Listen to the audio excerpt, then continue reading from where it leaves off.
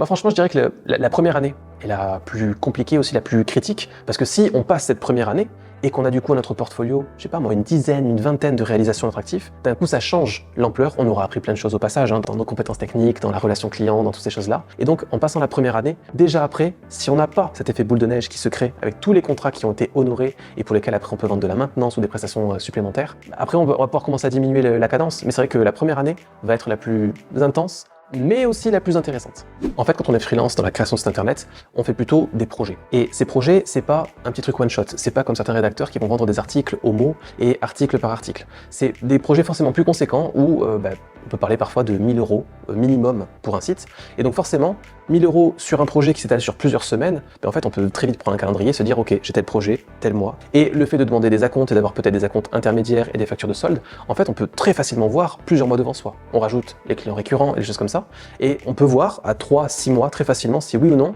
il va falloir trouver des clients ou si en fait on est déjà bien occupé et qu'il va falloir peut-être même repousser le début de notre contrat.